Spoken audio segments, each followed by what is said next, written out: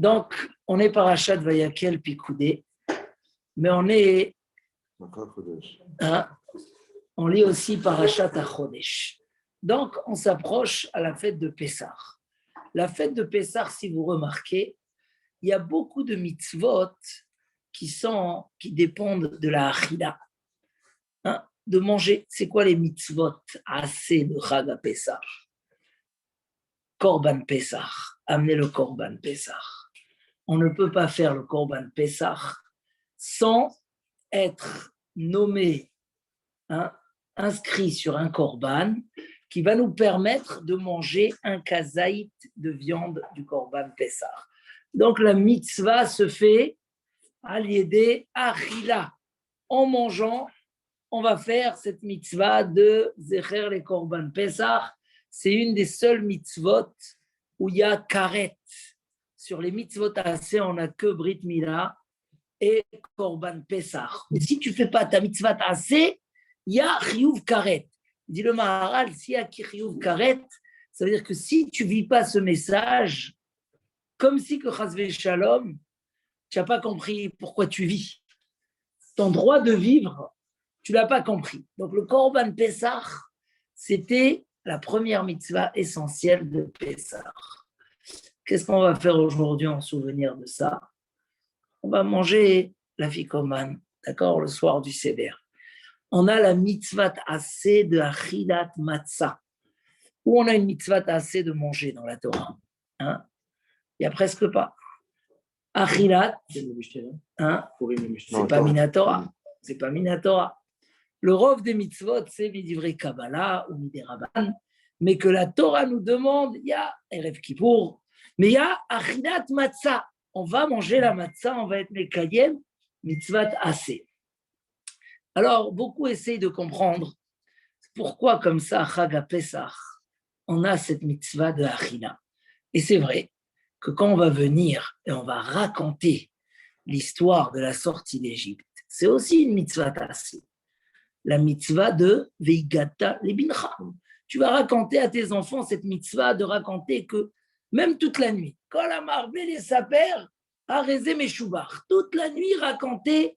Donc pour ça, on prépare des chidushim et des. Il ne faut pas arriver au Léla Seder comme ça et lire et fatigué de toutes les préparations. Non, il faut préparer dès maintenant sur quoi ça doit être dit.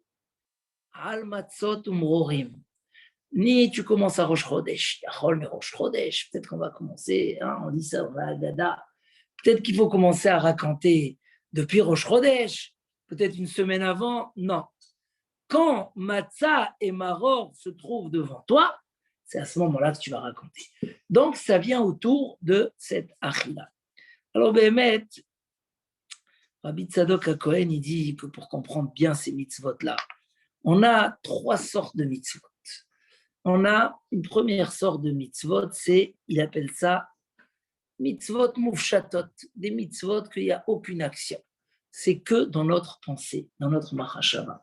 Comme la mitzvah de ve'ahavta l'ereacha kamocha ou ve'ahavta et Hashem elokecha, c'est des mitzvot qui sont dans notre esprit. D'accord? Première mitzvot. On a mitzvot atluyot bedibour, des mitzvot qui sont dans la parole, comme Kriyat Shema, Tfila, etc. Et on a des mitzvot qui sont tluyot bemaasé, dans les actions de l'homme, comme par exemple prendre le lulav. Et ces mitzvot qui sont dans les actes, beaucoup parmi ces mitzvot-là, c'est pour justement réveiller notre esprit. Sans la mitzvah dans l'acte, notre esprit ne pourra pas bien vivre les choses. Il dit, si on parle de mitzvot, des actions dans les mitzvot, surtout quand il s'agit de manger, alors c'est sûr que ce n'est pas à manger pour le plaisir, c'est quelque part pour réveiller des choses très profondes en nous, nous permettre de réaliser et de vivre des choses très importantes. Et on verra des exemples à ces mitzvot-là. Comment, à travers... Alors, tous ces mitzvot-là que, par exemple, comment un homme il fait Vesamarta bechagecha. En simcha, Et là, Bebassar, Veyaïn, la simcha, c'est de la viande et du vin. Mais est-ce qu'on peut dire que la mitzvah, c'est de la viande et du vin?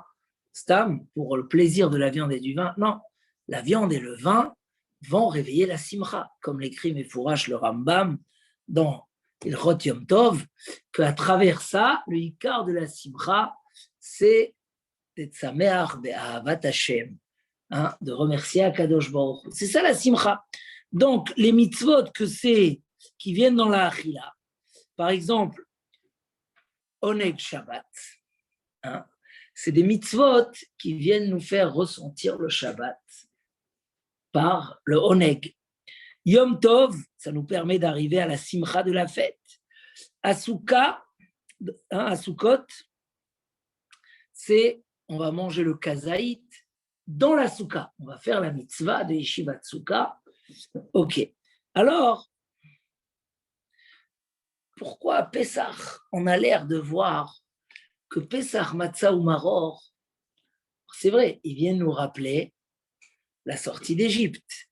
Mais ce n'est pas prendre quelque chose, voir quelque chose, c'est de manger quelque chose. Il dit, on dirait qu'à Pessah, dans la Achila elle-même, il y a ici quelque chose.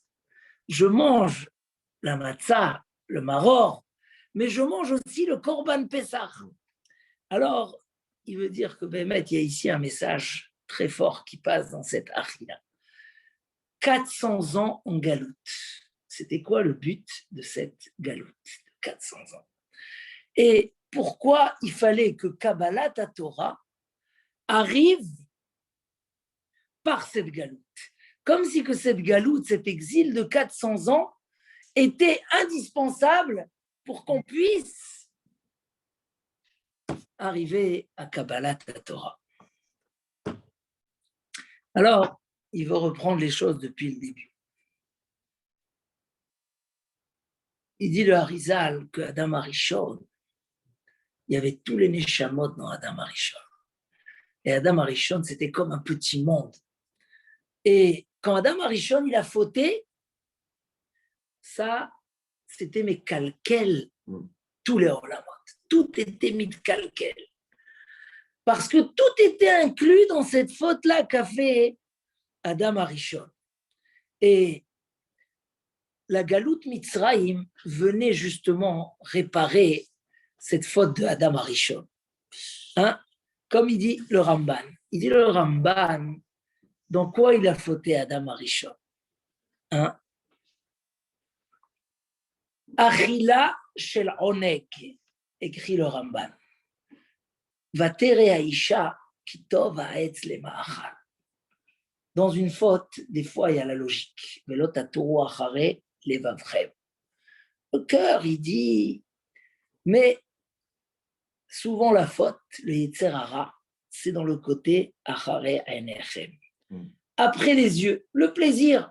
Vatere Aisha, la femme, elle a vu kitov haetz le ma'achal. Veta'ava ou la enaim. En fait, elle a été attirée après une nourriture de plaisir. Et cette nourriture-là de plaisir qu'elle a pris, ça a fait un gamme dans toutes les générations.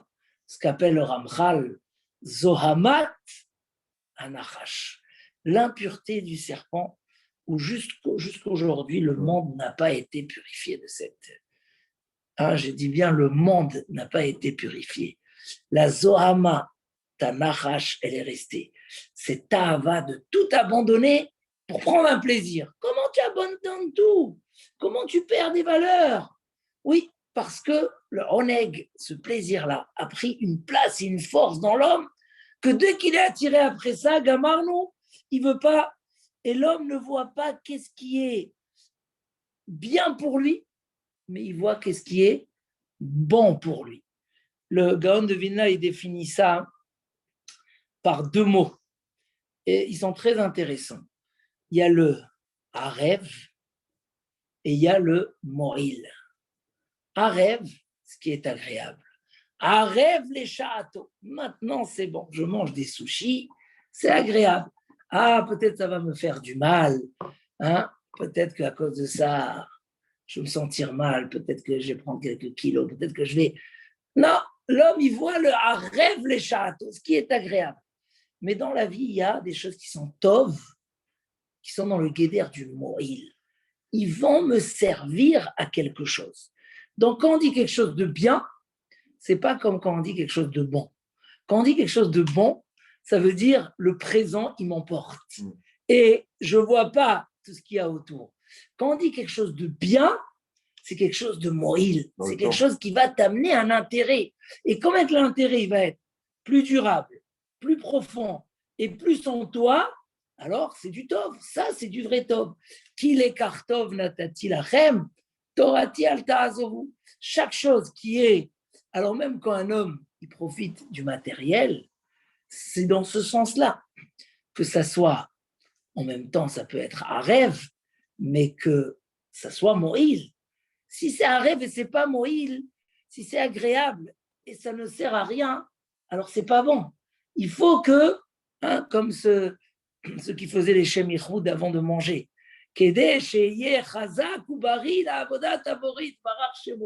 je mange pour que je sois fort. On va pas faire ça avant chaque fois qu'on mange, mais dans l'absolu, c'est quelqu'un qui va manger, il va pour le profiter. Il ne va pas se mettre à voir combien, il va voir est-ce que ça va lui donner des forces ou pas. Donc, c'est les deux côtés qu'il y a dans la chose. Et Akadosh Baruch, il a mis dans chaque chose qui ait du plaisir, parce que s'il n'y a pas de plaisir, l'homme, il ne va pas faire ce qu'il doit faire. Donc, un homme, il ne serait pas allé manger, il est au Beth Midrash en train d'étudier, on lui dit à le repas, qu'est-ce qu'il va faire le temps maintenant pour aller s'occuper d'un bout de poisson? Mais vu qu'en même temps, il a faim, et en même temps, il sait que c'est bon, alors tout ce côté-là extérieur, il a été mis pour que l'homme, il fasse bien ce qui est moïl. Mais si un homme, il oublie le pourquoi, et il s'intéresse que dans le présent, alors il sort de cette vérité, il sort de cet intérêt. Et ça, comme ça écrit,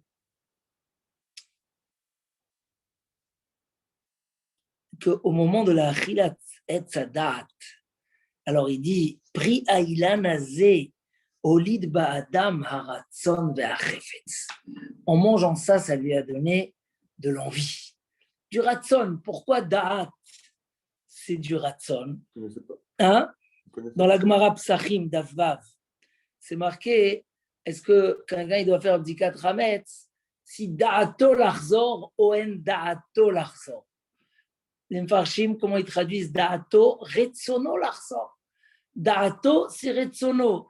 Et Da'at, c'était l'arbre qui allait ouvrir les désirs et les Retsonot. Et c'est pour ça que, juste après la faute de Etzadat, a commencé la honte. Un homme, il a honte de ce qu'il fait. On voit qu'Adam et Chava, ils se sont cachés. Pourquoi? Parce qu'à partir du moment où un homme, il ne fait pas parce qu'il faut faire, mais il fait parce qu'il a envie de faire, alors automatiquement, ça met une culpabilisation. Est-ce que c'est bien? Est-ce que c'est pas bien? Même quand un homme, il va rendre un service, il voit, j'ai envie de faire ou j'ai pas envie de rendre service. Automatiquement, ça a mis toute la bria. Ça, c'est la faute de Adam Arishon.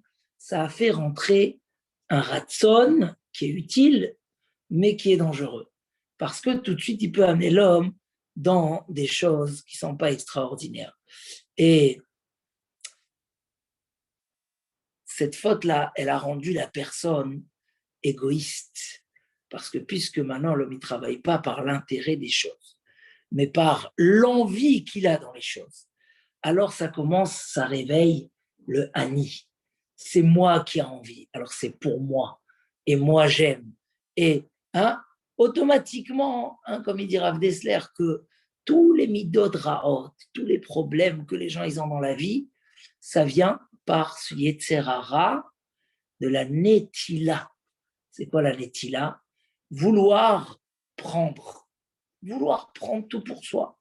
Il raconte là-bas Rav Dessler qu'il était il a traversé une forêt et il a vu des loups, un grand groupe de loups, et ils cherchaient à manger, ils avaient faim. Et putain, ils ont trouvé un cadavre d'animal. Et ils sont venus pour manger, mais le problème, c'est chacun, il voulait tout prendre pour soi. Donc, ils ont commencé à se disputer, à se mordre, à se déchirer. Mamache, tous ceux qui étaient faibles se sont retrouvés jetés par terre sans force de bouger. Il est resté quelques comme ça forts qui ont pris le vagin, ils se sont sauvés. Mais encore une fois, eux aussi, qui va la prendre? Donc ils ont recommencé la dispute.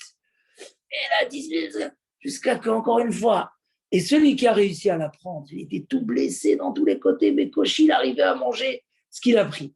Il dit, toute la route s'était remplie du sang de leur dispute. Il dit, qu'est-ce qu'ils ont gagné à la fin? Ils ont gagné qu'ils ont été blessés, qu'ils se sont fait mal, et qu'ils n'ont rien profité. Personne n'a profité de rien. La netila rend la personne égoïste parce qu'il ne voit plus l'intérêt de la chose. Il ne voit plus l'intérêt, il voit ça, c'est le chet de Adam Arishon. Il ramène ici le Rabbeinu Yona. Les ta'ava yevakesh nifrad. C'est quoi les ta'ava? Un passouk de Shlomo Amelech. Les ta'ava yevakesh nifrad. Alors, il lit le passouk comme ça. Les ta'ava yevakesh nifrad. Un homme qui cherche des désirs pour lui, il est obligé de se séparer de tout le monde. Une fois, il va se disputer avec celui-là parce qu'il ne peut pas être ami avec lui, parce qu'il lui prend de sa part. Et l'autre, il lui prend de l'honneur. Et l'autre, il n'a pas assez respecté. Le lachon de Rabbeinu Yona. Un homme qui se laisse aller dans ses désirs et ses volontés, nifrad mikol chaver ve'amit. Ça le rend séparé de ses amis. Qui rakumimenu. Lui va s'éloigner et eux, ils vont s'éloigner. Pourquoi? Parce que les désirs des gens sont différents et leurs caractères sont différents. L'un ne veut pas ce que l'autre il veut. Il dit, Oulam, im yelech bederech hasechel, yelo ohavim rabim. Si quelqu'un il va dans les chemins du sechel, de l'esprit, alors il aura beaucoup d'amis. Parce qu'au contraire, il est là pour aider les autres. Il n'est pas là à combler ses besoins. Et donc, ça va changer. Donc, tout cet énochiout-là, le hani, la argacha, que c'est moi, et moi j'ai envie, tout ça c'est... Et donc, réparer la achila de la dame Arishon, c'était pas que la achila, il a mangé de l'arbre, c'est qu'il a réveillé un désir personnel. Ce désir personnel l'a rendu un homme qui va après le plaisir et pas après le vrai, pas après le émet. Et ça a entraîné aussi qu'il faut tellement de mitzvot, ben adam la chavero, parce que ça a créé le ani. Ani ve'afsiod. Qui c'est qui dit ça? C'est ça. Il y a moi, et à part moi, il n'y a personne. Efes. Ani ve'afsiod. Il y a, à part moi, il y a Efes, il n'y a personne. Et ça crée toute la deuxième partie du Yetzerara. La première partie, c'est la Ta'ava. La Ta'ava, ce que l'homme, il regarde le Oneg. La deuxième partie, c'est la Gava. C'est moi, c'est pour moi, je suis meilleur et je vais prendre pour moi. Et automatiquement. Et de là vont sortir beaucoup de mitzvot dans la Torah. Par exemple, Veger Lotoné. Alors justement, il veut dire que le but de Galut Mitzrayim, c'était quoi le but de la Galut Mendel? Pourquoi il y a eu cette Galut? La Galut, c'était pour écraser ses volontés. Un esclave n'est pas dépendant de ce qu'il a envie. Il est dépendant de ce qu'on lui décide. Et par ça, il y a eu là-bas l'esclavage et la souffrance.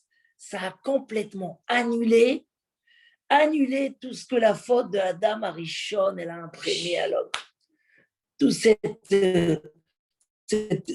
côté-là de chercher les plaisirs, de vouloir s'occuper de soi-même.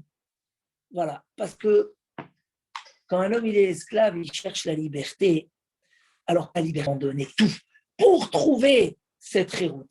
Et c'est pour ça que de Yitziat Mitzrayim, la Torah va amener plein de mitzvot qui vont dépendre de ce qu'on a vécu en Égypte. Par exemple, Veger, l'otone, velotil chatzem. Un guerre, quelqu'un qui arrive, se convertir, ou quelqu'un qui n'est pas chez lui, alors on a tendance à le repousser. Pourquoi il va prendre de notre place? Pourquoi on va le faire rentrer dans notre société? Non, un étranger, un guerre, tu ne vas pas te moquer de lui, tu ne vas pas l'écraser.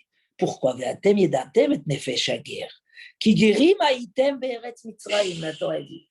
Puisque vous étiez guéris en Égypte, et vous avez compris c'est quoi sans désir, sans honneur personnel, sans intérêt, on est tous là dans le même problème, on veut une seule chose, la liberté. Et là, on comprend que pour être libre, il faut être prêt à s'associer, il faut être prêt à être ensemble, il faut être prêt à laisser tomber des choses secondaires. Ce message-là, la Torah dit donc, quand il vient et tu dois partager avec lui, n'oublie pas, tu étais en Égypte et tu as goûté c'est quoi? Tu as goûté c'est quoi? Encore un autre passou.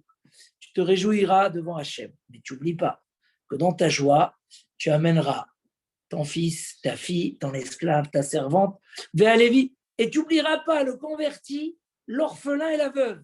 Vezacharta, tu te rappelleras qui est Vedaïta Beretz Mitzrayim. Donc la Torah nous dit, voilà, tu étais en Égypte, tu n'avais rien, on t'a tout donné. Alors rappelle qu'il faut le donner aussi aux autres. Et encore comme ça, par rapport au Shabbat, tu laisseras reposer ton esclave, car toi aussi tu étais esclave en Égypte.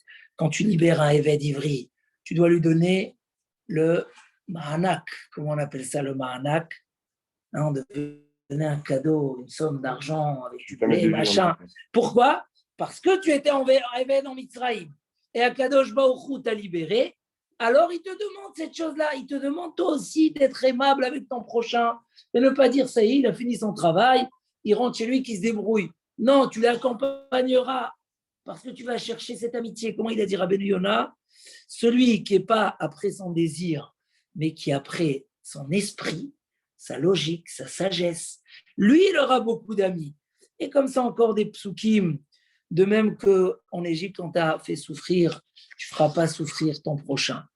Donc, la galoute, elle est venue pour réparer cette faute de Adam Arishon, qui était la source de tous les yetzarim, les mauvais penchants du désir et de l'orgueil. Il dit, si on a résumé comme ça,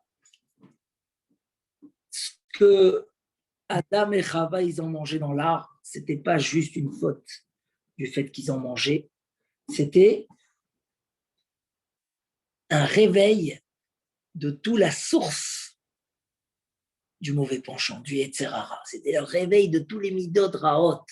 Et dès que le Ham Israël a réparé ça, parce qu'ils se sont complètement décollés, même si c'était la galoute qui les a décollés de toutes ces choses-là, là, ils ont mérité la Géoula. Et c'est pour ça que quand le Ham Israël, quel paracha on a lu la semaine dernière qui dit ça? On a parlé de la faute du veau d'or. Bémet, sans la faute du veau d'or, le Ham Israël s'est complètement nettoyé de Zohamat Anachash. C'est complètement nettoyé, c'est débarrassé complètement. La faute du veau d'or, elle a ramené un petit peu. C'est marqué dans le passou. Ani amarti Elokim atem, ubne Elion kulechem. Ça y est, le clan Israël ne devait plus mourir. Il n'y aurait pas eu la mort d'Ichlal dans le clan Israël. Oui. Mais vous avez fauté. Achen ke Adam temotun. Vous retournez à la situation de Adam Arishon, mais attention, il dit le Ramchal, le monde ne s'est jamais débarrassé de Zohamat Anachash. Le monde ne s'est jamais débarrassé. Si tu verras ailleurs que le clan Israël, un égoïsme très très fort, et les midot à un niveau très très fort, c'est parce que là-bas, c'est encore avec toute sa puissance. Le Ham Israël, même s'il est retombé un peu avec la faute du veau d'or, c'est une couche très légère. L'essentiel a été débarrassé. Donc un Ben Israël, il est apte, il doit travailler ses midot, comme chacun, mais il est apte, et même sans rien faire déjà, il a un lien avec la Gdusha, parce qu'il a été purifié de Zohamat Anachash. Maintenant, on va retourner aux mitzvot comme ça, qu'on a à Pessah, comme ça, des mitzvot de de manger. Qu'est-ce qu'on va faire quand on va manger la matzah? Quel bracha on va faire? Motzi, ça on fait toute l'année. Mais qu'est-ce qu'on va faire de spécial? Hein? On va faire une bracha. C'est rare qu'on fait une bracha sur la mitzvah de manger.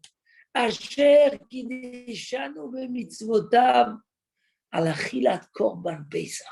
Non, on n'a pas le korban. Alors nous, on va faire al achilat matzah, al achilat maror. La mitzvah, c'est de manger. Pourquoi je mange? Asher kideshanu passe le premier soir de Pessah. Le Ramchal il demande déjà pourquoi éliminer le chametz. Ça nous rend fous parce que on voit les femmes travailler, nettoyer, courir après les miettes. Pendant, il y a des gens qui commencent depuis Hanouka, d'autres depuis Rosh Chodesh Adar, d'autres, et maman, j'ai un travail de fou.